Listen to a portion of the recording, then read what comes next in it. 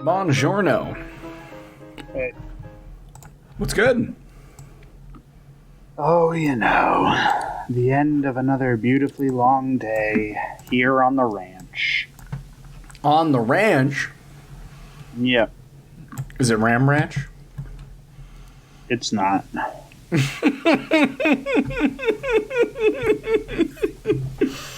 Hey man, I gotta make bad jokes. It's what I do. Probably won't ever be Ram Ranch again. Never again. Just the one time.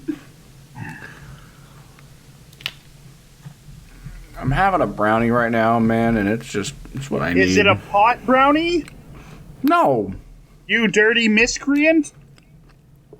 Dude, when I get high, I get super paranoid and super afraid of everything. It's not a good vibe. Audience, I just want you to know that I don't think that you're miscreants if you smoke weed. It was a joke that I made just for the bit. Smoke weed every day. Hey, hey, hey, hey. Smoke weed every day. Unless you're like me and it makes you paranoid. I'm like, the last time that I did anything weed related, I ate an edible and I vomited. Yeah, so like, It's not if a you're good not time for me. Matter-eye, and you're of Guys, the legal smoke age, weed or eat weed or drink alcohol to your heart's content as long as you do it responsibly and in the company of friends or alone if that's your jam. Although I will say that if you're drinking alone to excess, you have a problem and you should seek help. yes. Do your bad habits in the most healthy way you can. Do your bad habits responsibly. I am a personal believer that everyone should have some kind of vice. I don't, know what it is, as long as it's, done in healthy moderation. If you enjoy a good stiff drink, have a good stiff drink. Have a vice, but don't get addicted to it. Yeah, exactly. Because then you become one of the insufferable... You're allowed to go out and gamble. You're just not allowed to lose your entire savings account gambling. But yeah, Guys, I think go out and have a drink. You're just not allowed to lose your entire savings account drinking. Guys, smoke a little bit of weed. You're just not allowed to lose your entire savings account buying weed. It's okay to eat some mushrooms. Just make sure they're the kind that make you see funny colors and not the kind that kill you instantly. Yeah. So what if you do a little bit of porcinis. cocaine every now and again? I mean... now we're crossing over into the territory of what we can, legally say. I was waiting to see how long it would take before Zach realized the road I was going down, and it took till cocaine. I realized. I just wanted to see what exit you were getting off exactly.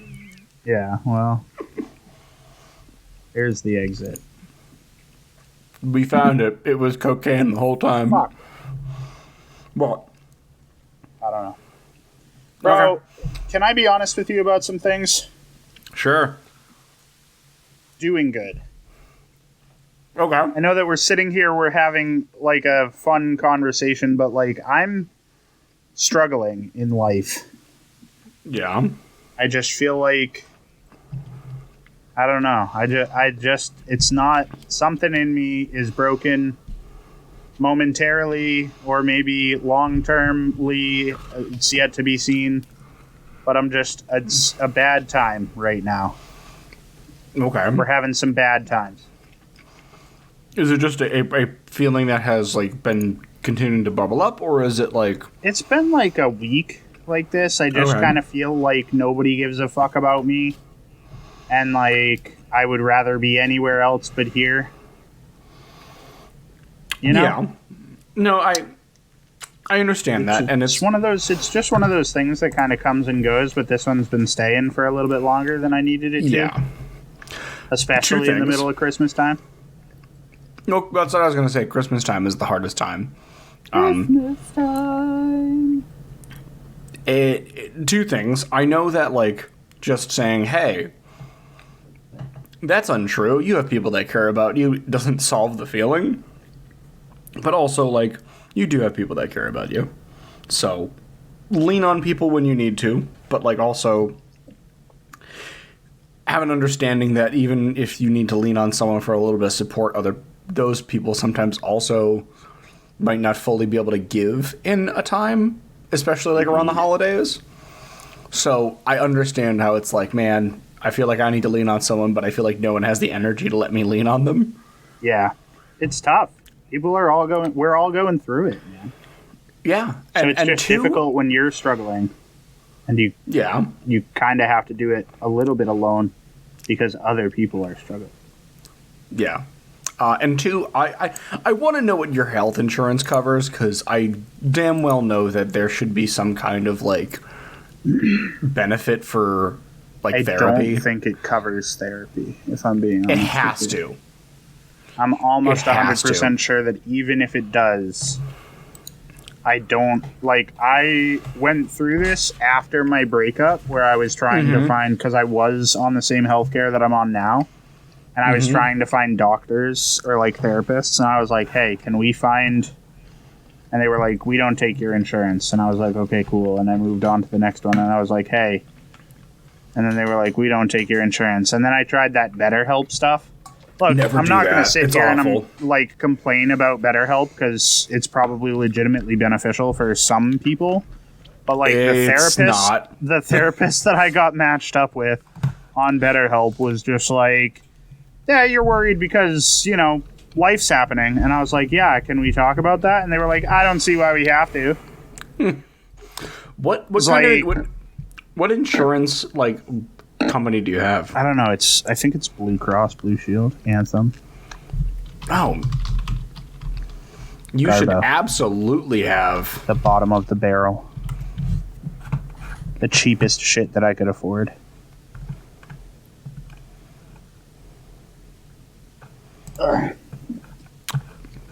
It's Blue Cross Blue Shield of New Hampshire? Bro, I don't even know, if I'm being honest with you. It is... I know it's Anthem Blue Cross Blue Shield. It's all in my fucking wallet.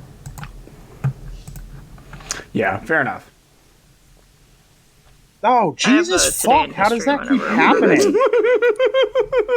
I don't know how you keep entering chats without me hearing you enter the chat. Yeah, I know, but there's supposed to be a noise. What do you mean not anymore? I told Discord to stop. That's not okay. No. I don't like... I did. I don't like. I said, don't let them know. I don't like it. I like to be able to acknowledge when you enter. What I don't like feeling like I said, Discord, don't let them know. Don't let them know. She was like, let me come in stealthy. Don't. I feel bad because I'm about to lie to the people. That's okay. Subscribers, I just want you to know. Listeners, I just want you to know that Zach specifically asked me to do this story because, and I quote, it'll be funny. It will be. So, it's entirely his fault. I take full blame. What did you say? They say in diamonds the video are a girl's that you best sent out friend, today? but it's lying. Hey guys, our business meeting ran long. Yeah, pretty much. Your dad left on a business trip. Mm-hmm. He's never coming back. I just said that we basically had a business time, and that was it. Business time. Listen on our Patreon if you wanna. I mean, it is not a fun. Yeah. It's not. It is not funny. But I said that at the beginning of the recording of the After Dark last time too. I was like, this won't, like, we're not gonna make it jokey.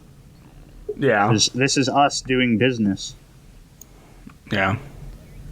It is literally Sometimes just adults business. gotta be adults. Exactly. Also, Matt, have you... Never mind. I'll talk to you about this later. No, what's up? I was gonna say I was looking for information about like Pursuant to our conversation earlier about my mental health being bad. Yeah. Because like I looked up quickly Anthem. I don't know what's the zip code at your house?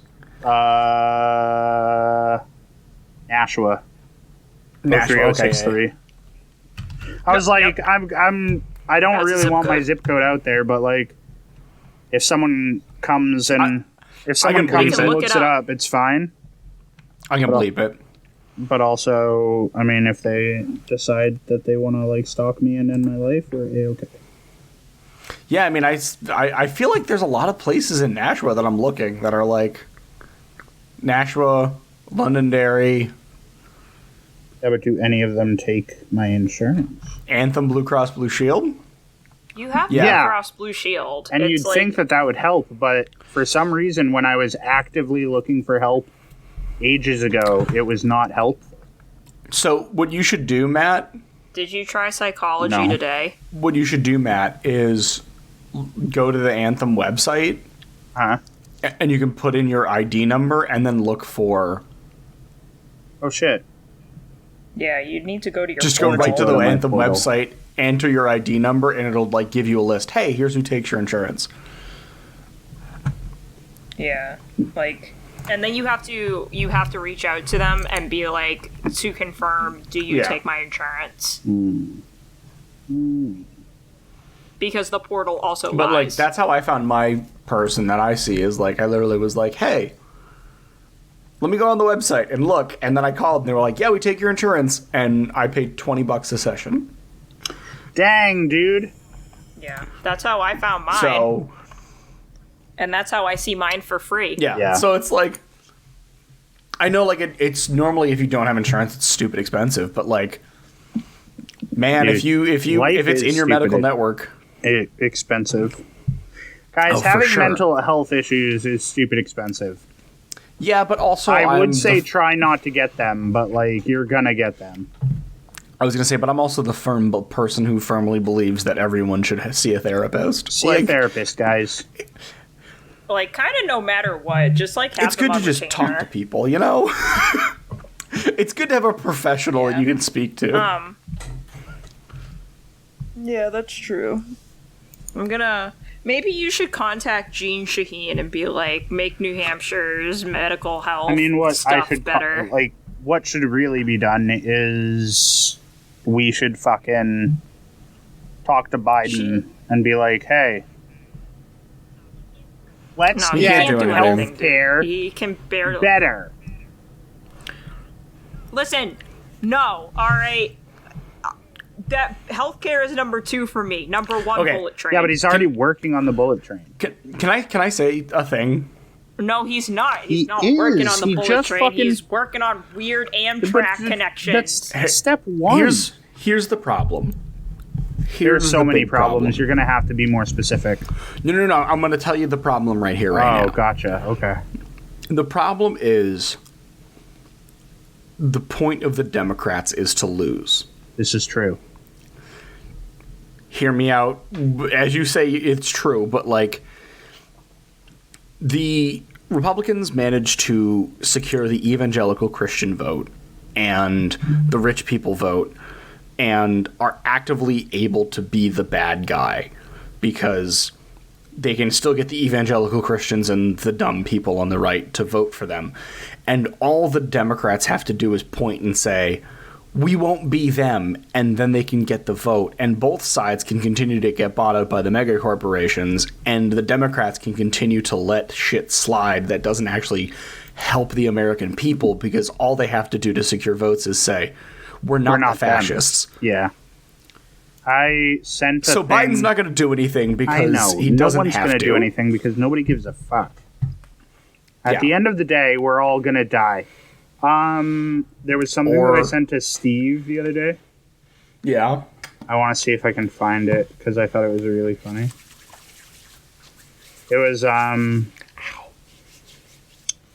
It was something to the effect of like, Oh God, I want to find it so bad. Where is it? Well, Where you is find it. Why don't we Where figure is out an it? order for tonight? Yeah, we can figure it.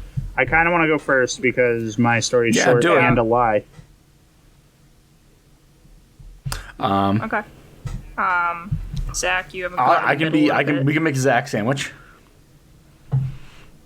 Yeah, I'll go at the Cool. end. And I also have it today in history, so I guess like while you find that. Yes, because because I also am super fucking eepy. Yeah, I also Oh, have a headache. okay. It says so I little would like kids to- talking about when I grow up. Man, it's 70 degrees in December. You ain't growing up. Yeah. Yeah, dude. You ain't growing up. I don't know I what haven't to turned tell my you. heat on all winter. The heat in my office well, rests at you don't have 70 to. and it has not had to turn on. Yeah. Sounds right. Sure does. But yeah, we can get started. So it's me, then Zach, Amen. then Megan. Is that? Yes. Alright, I'll count Excellent. this in. Whenever you're ready, boss lady. Alright. 3, 2, 1, go. Today in history, in 1966, the United Nations General Assembly endorsed the Outer Space Treaty, an international treaty binding the parties to use outer space only for peaceful purposes. Welcome to What the Fuck History, where we discuss the wackiest and weirdest things that make us say, well, what the fuck history. Recording live from chilly Mitchell, South Dakota, I am your host, Zachary, and man, this is a lot of corn. My name is Meghan, and I will be the United Nations General Assembly's top police task force for enforcing the fact that peace is only going to reign supreme in space. And I'm Matt. Today I learned about something called Cotard delusion, where a person believes they are dead or that they are immortal. It's closely related to a similar delusion where the sufferer believes that members of their family have been replaced by imposters. That's right, folks. This is your friendly reminder that your brain is 3 pounds of squishy goo that plays tricks on you sometimes.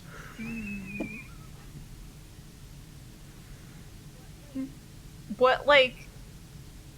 See, what's really Why do fun they is think- when I say Here's the things and my co-hosts are just quiet for a good half second. That's how I know I just, landed like- a good one. No, I'm processing, because, like, so your family, let's say you think your mom's an imposter, right? What if she's, like, an imposter for the better? I don't think that's Like- ever how this goes. Like, what if the person that replaced your family member, you're like, I actually kind of like them I more. actually prefer them, to be honest. TBH. Actually, they're pretty great. Yeah, like, This what version hap- of Avril Lavigne is way better, Yeah, like, if what I'm if- honest. But, like, seriously, it's just like, wow, this version of my dad talks to me way Man, more. this version of my dad isn't emotionally distant. Yeah, I don't, Yeah, so I don't Like- think it works that way. I think it's always for the negative. Okay. Look, well, no, With we that don't know attitude, that. for we sure. Have an interview. We have a Hey, canvas. look, I'm not a Yeah, with person that who's... attitude, we can be hopeful. I'm not a person who's studying the brain and these diseases, so I don't know. that's fair. Neither You know neither what? am I. I'm just just think this is just that conjecture. maybe- You know what is really interesting to learn, though? It's just- Science. This is another Today I Learned, except I learned it a long time ago.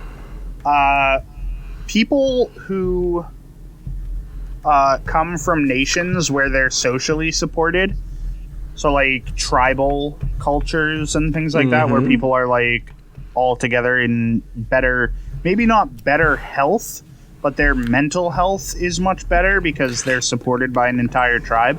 When they hallucinate voices with schizophrenia, the voices are positive. Like they're encouraging. That's really cool. As Oh, opposed to okay. like most Well, that's- Americans who are schizophrenic Wow. just hear negative thoughts. On that note, did you know? Damn, dude, can you On imagine? that note, it's time Did to you know- end. Did you know? Speaking of America and also tribal nations, America.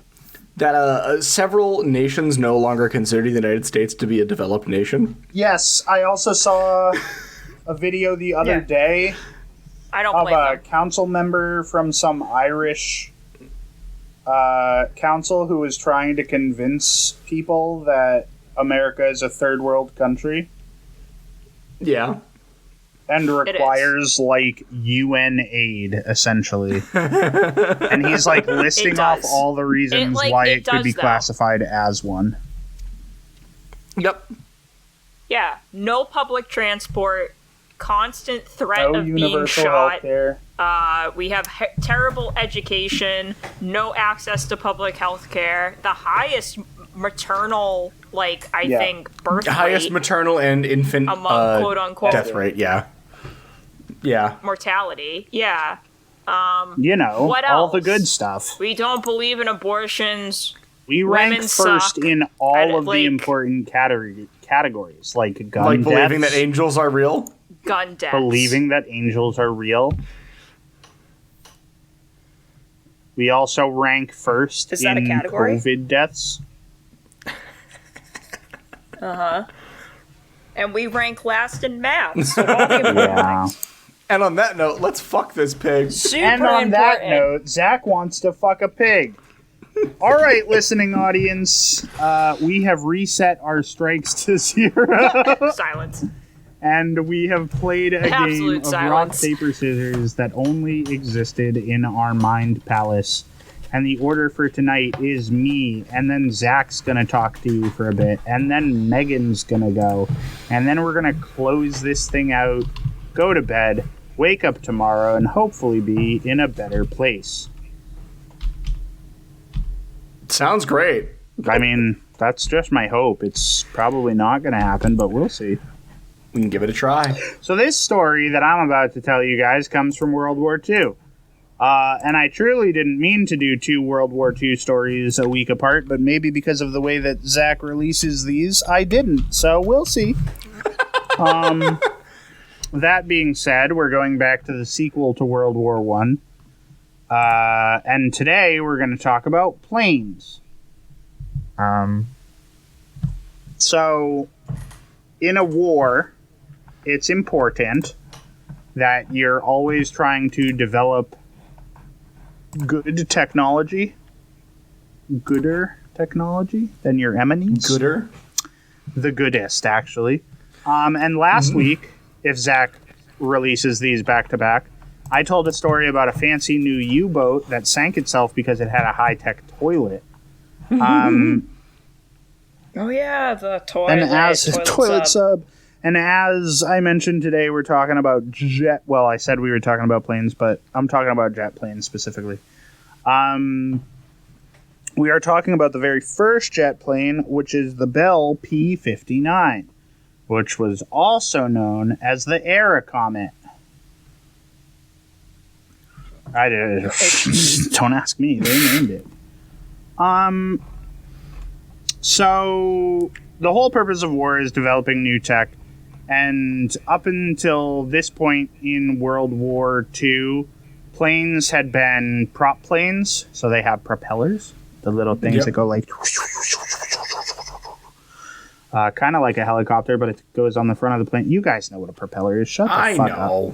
Not you, the listeners. They're yelling at me because I'm going on and on. You can't hear it, but I can. In my mind palace. So I love you, Matt. You're a genuinely shit. wonderful person. So the P-59 was one of the first jet planes to be put into development. And I'm not going to go through the process of describing all of the details about the P-59 because it'll bore people. The aforementioned people that are speaking in my head about how... Oh my We're last God, in what did you math and just say? science. You can't. Huh? I don't understand it. You are We're last in math and science science. in this country. You The think I'm people... gonna? You think I'm gonna understand anything that comes out the of your people mouth won't- regarding the that people plane? won't know. Well, I expect you to because you're college educated. The people? In math and science. No, they don't. They don't teach us math and science in college. They say, "What do you want to learn?" And I stupidly said, And then you ceramics, also said history. And they said that will not. I get was you a actually job. required to take pre-calculus in college. I was required to take statistics, and I failed it every time. It wasn't until my last semester where I hired someone to take statistics for me and just go to all of the classes that I passed. America, capitalism at work. That's actually not even the truth. I didn't have to take stats because my degrees don't make sense.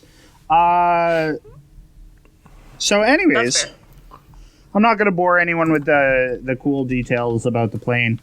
But what makes the story what the fuck history worthy is that during the P-59's first test flight on October 2nd, the year of our Lord 1942, Bell Aircraft Corporation's test pilot Robert Morris Stanley was given the task of test flying his jet plane, but the U.S. Army Air Force wanted to ensure that nobody knew what they were looking at. So more specifically, they wanted to make sure that people had a hard time believing what they were seeing. And so to accomplish this task, they asked Stanley to wear a gorilla suit while he was piloting the aircraft. That way, if anyone encountered the plane, they'd think it was a stunt or a joke instead of a secret military test. And here's the best part of this story. Are you guys ready for the best part of this story? Yes. I don't think you're ready for the best part of this story. It's a lie. I was swindled while I was researching this story. I saw like a post on, I don't remember where I found this story from. I've been bamboozled. If you will. You've been bamboozled, yes. I got bamboozled. So essentially everything that I just told our listening audience is a lie, and it's not even our April Fool's episode. So I feel bad about that. But I got balls deep in the researching process, and I had finished an entire page of notes about this. I was just like, oh, cool, this story is so awesome. And then I fucking got into actually researching the event itself, and there was absolutely no information about it. And I was just like, something about this seems fishy. So I tried to find the original article. And when I found the original post on Reddit or wherever I found it, I saw under the post and 2 comments away was just someone that was like, this is a lie. This is the real pilot that did this, and this is the reason why they did it. So I was just like, well, fuck.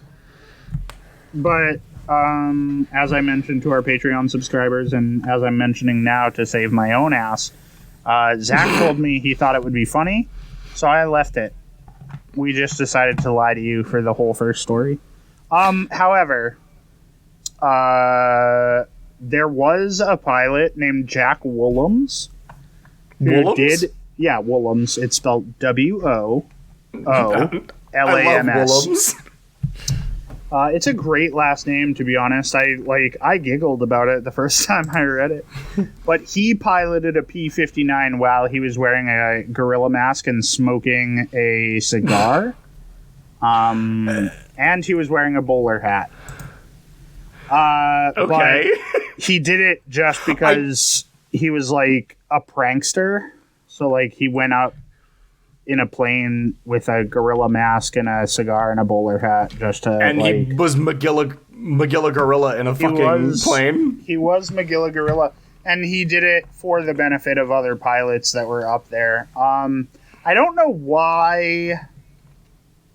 Truthfully, I don't know why I was swindled for so long with this story, because, if you're developing a new plane, and even if you're flying it around, people are going to know it's an airplane. And so... Yeah, I mean, it would also be pretty funny if they did catch him, even if this was real, right? And he's just like, oh, sorry, I got lost, and I happened to be doing this in a gorilla costume. I mean, the post that I had seen was it was a Nazi saying, I saw a gorilla flying a plane, and they're like, we need to get you to the infirmary. And I guess for that aspect of it, it would make sense to be if someone sees this plane flying, but they come down and say, I saw a gorilla flying a jet plane, Like, people would be like, okay, so here's what we're going to do with you. And they'd kill him because they were Nazis and they were generally not good people. Yeah. But, and I think that kind of interested me about the story is like, oh, they found a way to, pull one over on the Nazis. I mean, we won the war, so we also pulled that over the Nazis, but like, the Nazis' leader also killed himself, so way to go, Nazis. That's the only thing the Nazis had going for them, is that their leader killed himself. So yeah, it was a lie, mostly. There was a gentleman who dressed up in a gorilla suit to fly a plane, but it was unfortunately not the first flight of the plane, and he did it just for a laugh among his friends. What I did find interesting about the P-59, at least the first batch of the P-59s, the one that I'm talking about, they never made it into circulation. So these were just like test planes. They made other variations of this test plane, but the Era Comet itself never made it out into the wild, except for test flights. Huh. So interesting. Yeah, that's it's a baby story, guys. It's a tiny little baby story, but it's also a lie. So Well, you were swindled. live with it. You were swindled for so long. You were swindled for quite some I've been time. living with this lie for 2 weeks because we were supposed to record last week and we didn't. Yeah. It just hurts me to lie to you guys and our listening public. But not so bad that I won't do it again in the future, so... Well... Is it's a not threat or a promise? just a threat, it's a promise. Look out for me the next April Fool's Day. I will find something else to lie about. I mean, we'll all lie about April Fools. That's what we do. It's gonna be hot. Off the presses.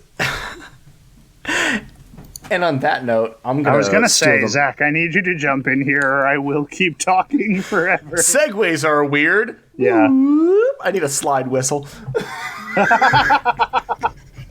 No, because you would use it at irresponsible times. Is there ever a responsible use for a slide whistle? Absolutely. When you whip your dick out on a first encounter, you just have that slide whistle. Excuse me? The girl's like rustling around in your pants, and you're just like, woo. Fair enough. I'll take that response. I don't know what I would do. That's a stumper. That's a murder right there. I'm not getting a second date, but maybe she had but it's a great story time. she can tell later. Exactly. Or maybe it's a story we tell to our grandkids someday. Who knows? When your grandmother was whipping out my dick. Let me tell you, I made this noise. Anyway. That girl just gets turned on every time she hears a slide whistle. All right.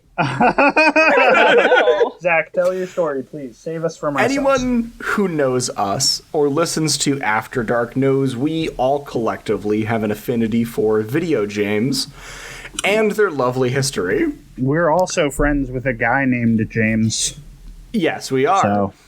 And in fact, Matt, you actually covered the World of Warcraft Blood Plague on one episode, so... I did indeed. You know, we're not strangers to video games and their history. So tonight, I would like to tell the story of a game I think absolutely no one should ever play, ever. E.T.? No, it's a game called Rogue. Ah, okay. Our story begins with a man by the name of Toy. Michael Toy and his friend Glenn Witchman. These are some good names, I'll say. There's some great names. These are protagonist names. These are top tier. They got some main character energy for sure. Yeah. So Toy's father was a nuclear scientist in California. Oh, already. Nice. Getting into it. And once a year, his company did the whole, like, hey, take your kid to work sort of deal. And it wasn't long before Michael was infatuated with the computer systems, and more specifically, a text-based Star Trek game that could run on the system at his father's work. Mind you, this is in 1971, so text-based computer games are pretty much the pinnacle of video games. Yeah, they're like, I'm in a nuclear reactor right now at my dad's work, but, these text-based I video think we need games to are address the edge. fact that both of my co-hosts have now said the word nuclear incorrectly. What do you mean? You're saying Nuclear? nuclear, which is not how you say it. It's What are spelled you talking about? nuclear. Guys, Nuclear. Tomato. Let's Guys. fucking go. I'm giving Yeah. you both strikes. No. Because Why? today, That's how you say it. I am a grammar Nazi. And it's the punishment you deserve. Nuclear. Learn That's how you to say nuclear. words correctly. Okay. You know what? I had someone called me out Drawing? for saying drawing wrong. Yeah, they were like, "Why are you putting an R at the end?" Wait, say it again? And I was like, You are Drawing putting an R where one does not exist. does not belong. "Yeah, but you guys wouldn't have noticed." No, I did I notice would've. immediately. Just like when Zach said nuclear, and I was like, I'll let that slide, but then you did it, and I was like, I cannot allow this to occur. Okay.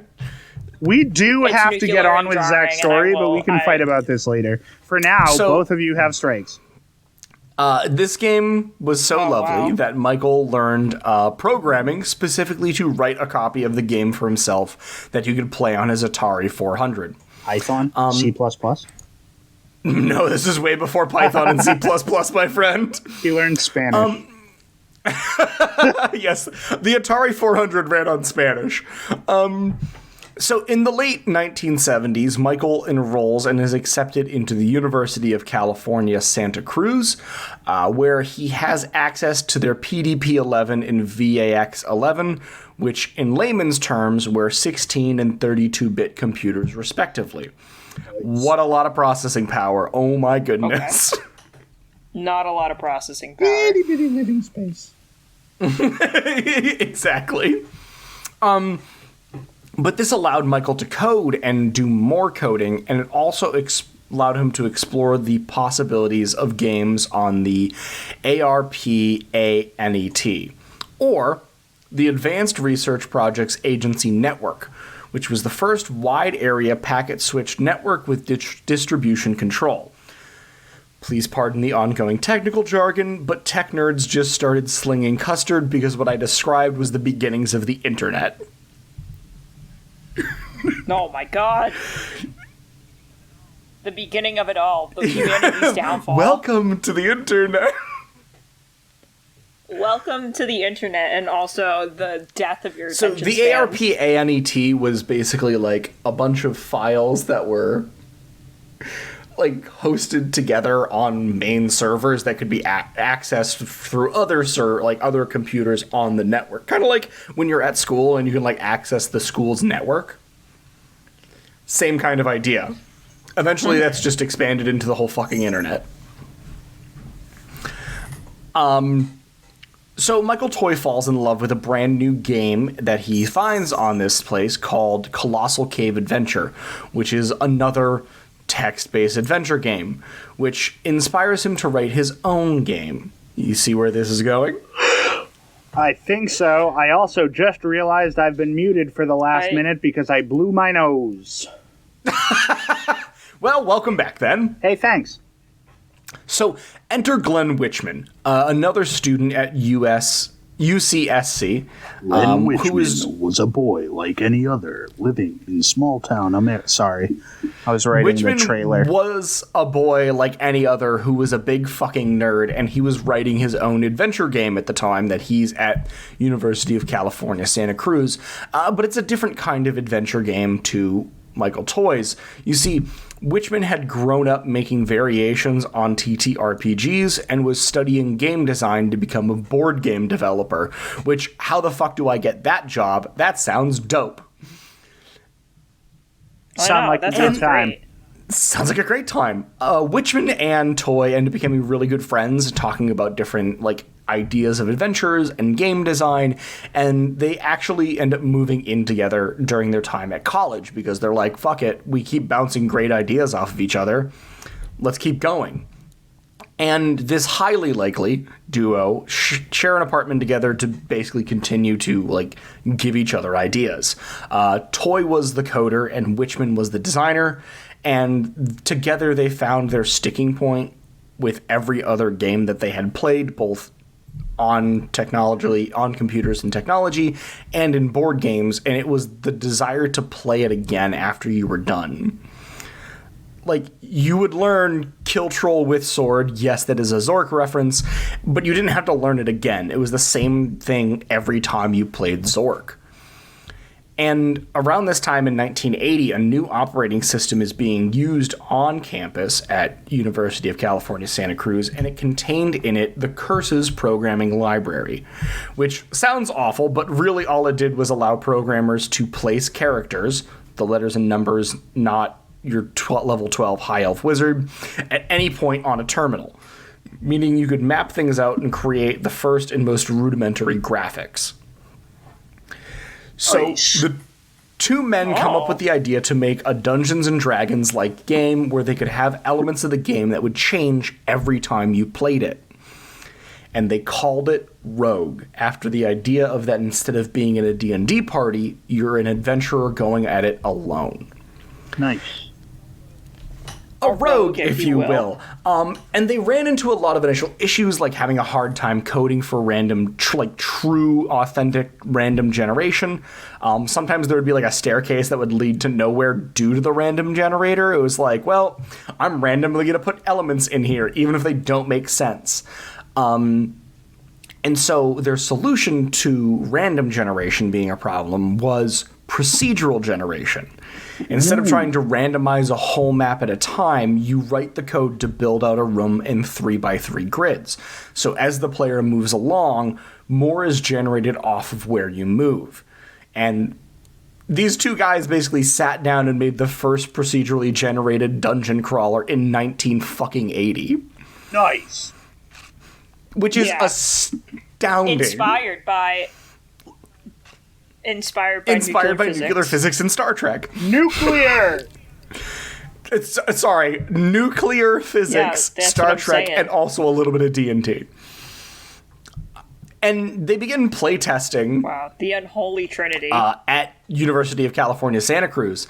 And people, even in 1980, were like save scumming and doing other dirty tricks to like beat the game. But the game was a really big hit with all of the students on campus. And it continues to grow, and they continue to work on it until Michael Toy actually gets kicked out of University of California, Santa Cruz, because he was spending so much time working on Rogue that he was failing all of his classes. Oh, I'm sorry. So, just because he didn't have the Zuckerberg plan of dropping out before they could yes, get rid exactly. of him, we're gonna frown but on him. I'm not gonna shit on him because the story doesn't end there. Michael Toy manages to get a job in the computer labs at University of California, Berkeley, which puts a strain on him and Witchman working on the project together because they can't really do much over long distances. UC California, Berkeley, and UC California, Santa Cruz are like miles and miles apart. And this is before the birth of the real internet, so Witchman hands over the full production of Rogue to Toy. And Toy is like, well, now I'm one man developing this game rather than two.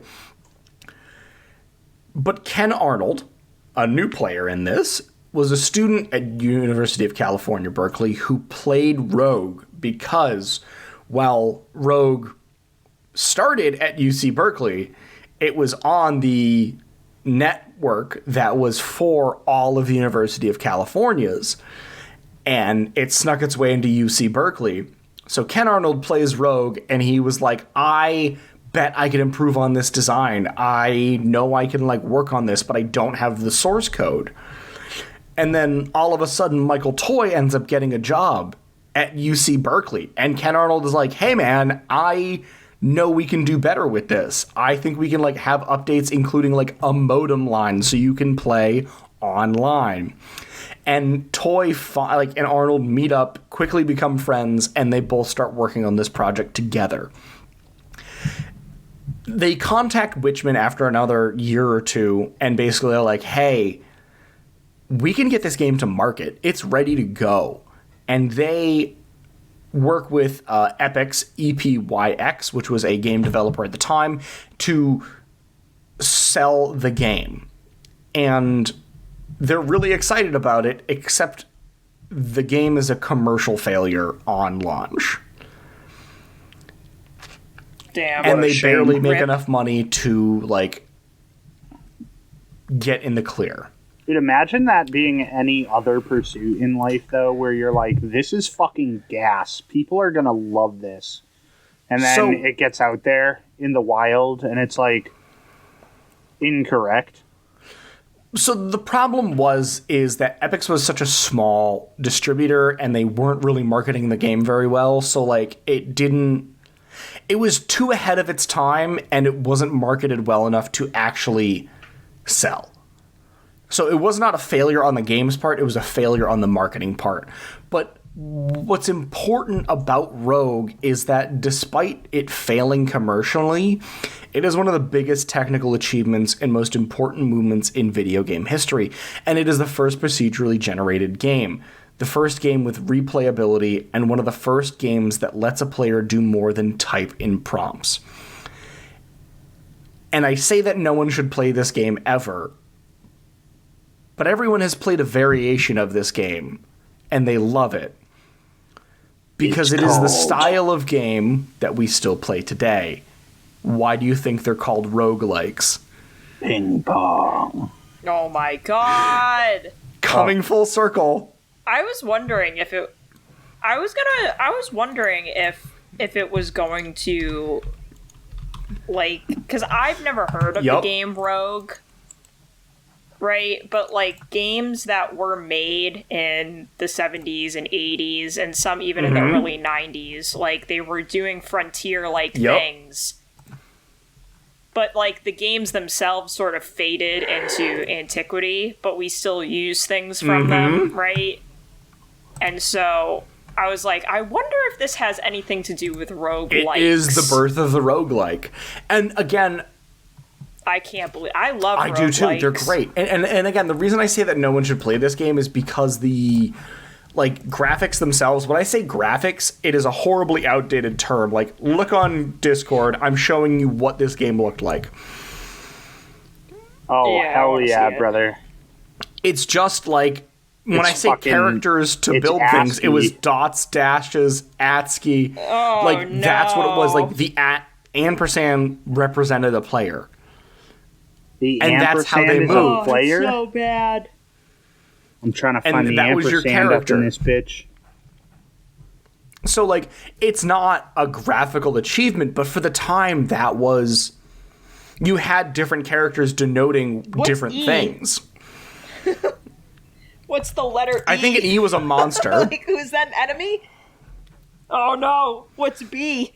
Is that it's a big bad evil guy? Bad enemy? I'm not sure. I don't remember all the things, but like there are certain games who have made like similar ideas to Rogue, and they still use the same language as the original game. God, that's so funny. Again, I don't recommend playing this game because it's just like you can get it on Steam still. It's available on Steam to play today, but like I recommend playing the hundreds of games that this one inspired, both directly and indirectly. Don't play it. But it's a beautiful thing. That was a great achievement. And on top of that, while Toy, Witchman, and Arnold went their separate ways after the commercial failure of Rogue, they ended up all actually coming together again in 2016. And they reunited for the first time in 30 years at like a celebration of the game Rogue, where they like did a whole panel and answered questions, and it was a really cool thing. You actually find the whole interview on YouTube, and they're all like such interesting people because they were like, this was just such a passion project, and we knew we had something there. But yeah, that is the history of the video game Rogue, which is... It doesn't make any sense to play now, but like, man, oh man, did it inspire some of the greatest games that we have now. At least it has a happier history than that of E.T. E.T. got a good ending where they dug all the copies up. Hey, you ever wonder why all those copies ended up in a landfill? Because Atari was ashamed. No, because it was a bad game that should never have come out. Agreed. But hey, now that Zach's done telling his story, because we took a long time to let him do that, It was a good story. it was a good story. It's not often that we was- come to 'cause this podcast, and I think that was genuinely some information that I had a lot of fun learning. I know, like, I like nuclear reactors and roguelikes. I don't need that. This is going to piss me off. I'm not need to trying be to dragged drag like you. I'm this. just trying to correct you so that other people in the wilds don't do it. The last time someone You tried to correct stabbed me at them? on the way that I said drawing, she was from Texas, and I said, "Oh yeah, because you pronounce What you everything Texas should've- people down call there." every soda a Coke. They cannot What you say should shit. have said is, I'll take advice from you when all of your words stop being italics. Yeah, well, I mean, I essentially did, and then Houston flooded that year, and I was just like, yeah, maybe you should just, like, I don't know, stop being the Lone Star State or something. Like, rip to a legend. But, so, there's no snappy title for this story, just because, like, they're really...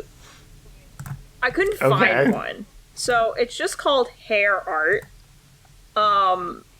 And we're just gonna learn some disturbing Excellent. facts. So every day, it feels like I learned something new and strangely endearing, but also disturbing about the Victorians. Yep. Zach, you know. Like, was it you who said that No, they it ate was the me. mummies? Who It was you, reported yeah. on the story? Because I think that was Zach. That But was- I remembered it. Yeah, that's what I'm... What was it, 2 weeks Oh, ago? yeah. When I was like, they eat mummies. It was, because we were talking about... Yep. Yeah. We all know. Yeah, I Guys, mean, if you've been listening to this podcast for a long we all time, know. you all know the Victorians were kind of We all know. problematic. Still are. They were like, I love And mummies. drugs And mummies. dead people. So they truly walked so we could run far away from I was about to say, are we really running? But then and- your joke concluded and it was better than... Yeah, thank you. No, I really it was do try. that was I really, top 10 joke, honestly. top S tier 10, joke. S tier. Just like the dildo. So in this particular, oh yeah, that's true. Oh, it no, was the wait, vibrator. vibrator's the an vibrator's S tier. an S I mean, tier. dildos are good too, guys. Come on. Whatever Yeah, knocks your they're socks off. fine. Whatever absolutely blasts you out of the park. Continue, Megan, please. What? He's dying now. I can't. So in this particular case, we are going to talk about their love of art, particularly hair Oh, jewelry. okay. Yeah, just, you know, not only for your head, but other places as well. So, have you ever wondered what it would be like to have a ring or earrings made of No, hair? I've never. It'd be more hair than I have on my head currently. You've never. Well, what about a nice Made of portrait hair? Made on of your hair? wall? Yeah. Made mean, of hair? My ex used to do that in the well, shower, so... Paint? paint is so Renaissance. Like, we're evolving. Are we? And every girl, like you said, paints with hair in the shower. For some reason unknown to man or God. They do. Yes. Yeah, we just... It just, like, we put it on the shower walls, and it makes... It's like a Mona Rorschach Lisa. of hair.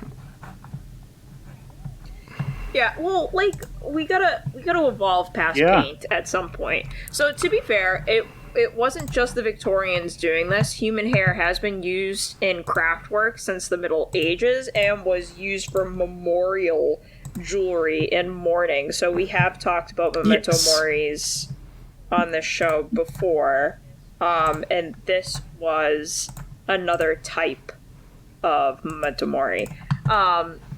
It was considered to be a remnant of the person it was cut from, but it also played a part in myths where hair could increase love. And having something with the person's hair in it was a sign of devotion, so it could be like a token. Fun. Yeah. So, like, very versatile. So, although hair art did have its start before the Victorians, it was during this period where it really started to take off. Not only was there jewelry, but there was also hair artworks at home that included like full braids, wreaths, and woven floral patterns made of the stuff. Yeah, this is like a lot of hair. Fun. That may or may not be sourced from one person. I think we can all put money on the fact that it wasn't. Yeah. Yes. Safely, guys. Or maybe someone... But, like, maybe someone had, like, a lot. Maybe. Like, maybe. It was, like... So the hair was, like, also arranged into mourning scenes where they made, like, willow trees and little, like, gravestones out of the hair. Which, like, has to take a lot of skill, right? Like, I can't even get my hair to stay right on my head. And, like, that's where it's supposed to be. That is where it exists. Unless you're me and you're bald. That's where it exists. And okay, yeah. But you That's have a really true. big beard. I can't get that styled for anything, though. Okay, well, clearly they're doing some hairomancy. Hairomancy. Oh so- my god. Hairomancy. Maybe that's what I Yeah, should have there we named go. this Go back to the story. beginning. Megan, what's the name of your story?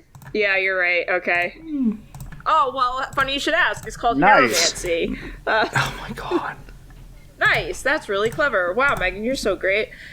So it also moved beyond mourning and into celebrating the caregiver's like personal achievements, or to signify special bonds between friends and family and loved my God. ones. So I guess this is better than like a tattoo, but how awkward would it be to like have a falling out and then have to return the hair picture to the owner? You, I mean, like, no is it longer better like? than a tattoo? I don't know. Well, you can throw out a hair picture. The tattoo's on you forever. You're Yeah, but, absolutely like, right. Look, I guess like at least with a tattoo you can have like a dumb, like you can be like, well, this was a dumb thing I did. You know, I don't. Yeah. The hair art isn't glued to your wall. It's like in a picture Yeah, frame. but man, then you got to be like, yeah, I had hair art. I don't know. Here's the thing, Zach. If you just toss it out, no one ever has to know. I guess. Whereas Yeah, with no a one ever has to tattoo, know. people will always be like, oh, who's that? And you have to be like, oh. Oh yeah. That's someone who I really admired the achievement of. Yeah, I guess you're right. So hair art also... yeah, that's what I'm saying. Like, you can set hair art on fire. You can't set a tattoo on fire. You need lasers. and shit for that. Lasers! Maybe we'll cover fun laser stories in another episode. So, hair art also became a common skill taught to young women of the period. They'll do anything to not teach In you. Victorian era, you're absolutely right. They'll do anything to teach that, like, not teach You're them so valuable skills. Yeah, so they taught this to young women of the period, and sometimes, like, mixed this with needlework. And there were even starter kits and magazines printed that showed patterns and how to get, like, started doing hair art needlework. And one of the reasons it became so popular during the Victorian period was because of Queen Victoria herself. She was in such deep mourning for her husband, Albert, that she had hair shipped from him and was carrying it around. And everyone was like, wow, the Queen has been carrying around that piece of hair for like 40 years because Albert died relatively young. Maybe we should all be doing it too. Trendsetter. Jeez. And there was also the added economic downturn that was caused by powdered wigs falling out of fashion, and this left many hair artists, because yes, you could have way cooler jobs in the past, and hair artist was one of them. So it left many hair artists and wig makers out of business, and this offered these craftsmen a new opportunity to make income working with hair, the only thing they've ever known. It also seemed that eventually the art form grew beyond needing to know the person to have the hair. Buyers of hair traveled to the countryside and purchased hair from poor peasants, and sometimes in exchange for small luxury objects such as scarves. And then sometimes they also gave them money, but, like, who needs money when you're poor? You need scarves. Scarves, the real thing. The scarves, the real currency that we're after. Oh my god. There was also the need for great amounts of hair to make braids and switches that women wanted to purchase for their own, like, very elaborate hairstyle. So you, like, know those horrible, like, in the early 2000s, like, those hair scrunchies? Yes. Yes, it's sort of like that, except it was just a full-on braid of someone else's hair that they put That's into their gross. hair. It's gross. Yeah, super nasty. Gross Victorians. So other reasons for the construction of hair jewelry in the home was the lack of trust in commercial manufacturers, and I'm so glad that there's still, like, a mistrust of big business even back then. It just warms the heart that people are mistrustful. Hell yeah. Yeah, hell yeah, brother. So the concern was that the hair they gave these manufacturers wouldn't be the hair that was used, that they would, like, switch it out for, like, grosser hair. And even though the companies tried to get people to trust them with, like, advertisements, it kind of had the opposite effect, where it's just like, you can trust us, we'll definitely use your hair. And people were just like, why would they be saying that if they had something Seems to hide? pretty fucking sus. Yeah, seems real sus that you'd be That's saying what a that. liar would and say. They were like, no, really. That's what a hair liar would say. Jeez. Anyway, so though hair art has largely fallen out of fashion, and until those hair scrunchies came back around, you know, there is a place right here in the U.S. where you can go and see hair art dating back to the 18th century. And it is called Layla's Hair Museum in Independence, Missouri. Vacation is, kids. And the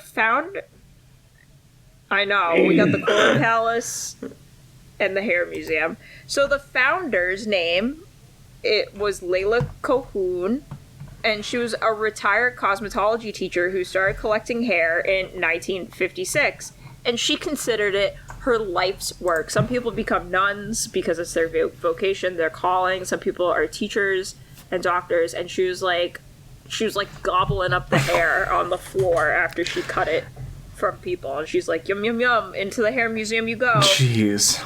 I think we need to we need to outlaw someone saying yum yum yum, Yum, yum, about yum. hair ever again in life. Yes, absolutely. No, it's like, did you guys ever watch Flapjack? Oh no, that show gave me nightmares just from watching previews. Yeah, it was a really scary cartoon on Cartoon Network, like back in the Courage the Cowardly Dog days, and they lived on a pier out in the middle of the ocean, and the hairdresser had to keep cutting people's hair and like putting it into a hole in the floor because there was like something in his basement that ate hair, and she's like, that thing. She's I like, thought they eating lived on a hair. whale. No, the whale was Flapjack's Mother friend figure? and Yeah. stepmom. Bubby? Yeah, motherly figure. Bubby? Bubby. Yeah. So I know more about that show than I Layla should. Cohoon. You should, yeah. I've like unlocked memories Zach, of if you want to Flapjack. have nightmares, literally just look up Misadventures of Flapjack Dentist. I have yeah, it's seen horrible. parts of this It's show, absolutely and horrible. man, oh man, you're right. Yeah, it's not good. It's like not a good time. So Layla Cohoon, it was her life's work, and she said she was always fascinated with hair as a child and considered it to be one of the most unusual parts of the human body. And man, do I have news for her. Has she ever seen a spleen? What is that even? What a great question, to be honest. She opened what? Yeah, like, but she thought hair took the top spot as most unusual part of the human body. So she opened her hair museum in 1986 in the front room of her cosmetology school, which I assume was a massive red flag to anyone who wanted to attend the school, but clearly it got business. They did not think anything of the hair in the front room. So later, she moved her museum a few blocks up the road so she was able to expand the hair collection because there's just, it's just getting too big. And some of the rooms are covered from floor to ceiling in hair. Like, fucking wallpapered in this shit. And she also boasts that she has hair from George Washington, Abraham Lincoln, and Marilyn Monroe, leading me to believe she is also quite possibly a grave robber, as well as the monster who lives under the floorboards in Flapjack. She definitely is a grave robber. Yeah, she definitely is. But yeah, that's my story about hair art, also called hairology. Hairomancy, sorry. Well, that's wonderful. Hairomancy. Sometimes you get a good story about a fun video game, and sometimes you get a whole shit about hair, and and then other times you get an entire lie about airplanes. I'll take the lie, man. I was hoping the hair was a lie. Nah, I'm hoping this was a toupee of a story. People in the Victorian era were fucked up. Yeah, man, they were. Yeah, but this lady wasn't even part of the Victorian era. She's just now. weird. Yeah, it's wild. It's crazy that she'd do that. I'm gonna have nightmares for the rest of the day now, so we should probably end the podcast. Well, yeah, that was fun. Luckily, the day's almost over, so I don't know, man. This is the part of the podcast where I typically start talking about how I'm going to do our outro. I need a minute. So I hate to say it. I need a minute. Zach's processing the hair. The hair of it all. You can't process the hair. Your body can't digest it anyway. No, that's true. That's the whole plot in Sandman on Netflix. Really? Yeah. The first episode of... No, it's one of the bonus episodes that they gave after the season came out. This author wants to be an amazing writer, and he trades a clump of hair that was in someone's stomach to this other who has a muse chained up in his basement. And he talks all about how it's believed to have, magical properties. Interesting. Well, on that note, I think I've recovered enough to do our socials. Do it. Well, folks, thank you very much for listening to this wonderful episode. We at least hope you thought it was wonderful. We thought it was wonderful. But if you'd like to help support us, you can absolutely do so, and you can do so in a free way by following us on our socials. If you find us on Facebook, The Triumvirate Productions. You can find us on Instagram at _Triumvirate_Productions. And you can also find us on Apple Podcasts and Spotify and wherever else you get your wonderful podcasts. And if you leave us a rating and review on that podcast, well, we'd be pretty ding-dang happy about it. All those 5 stars reviews they're really helpful. They help bump us up the charts, and it also makes it so that we don't have to, pay for ads, because we don't pay for ads. If you do want to support us monetarily, we also appreciate that. You can find us on Patreon at The Triumvirate Productions, and you can support us with $3, $5, or $10 levels. Your $3 is just a big thank you. Your $5 gets you your bonus content of After Dark, and our $10 level gets you the After Dark and also unedited episodes and our eternal gratitude, and you get to hear a lot more from us on the Patreon rather than the regular social media feeds. But that's it. Thank you very much for listening. Matt, take it away. What am I taking away? This baton. I'm tired. I'm ready to go to bed. Okay. Do you think Martha May Whovier from The Grinch, fucks incredibly? That's a cold take, my friend. I need you to repeat that whole sentence. Well, do you think Martha May Whovier from The Grinch Stole Christmas is incredible in bed? Yeah. All What right, the you fuck, can end the history? episode now. And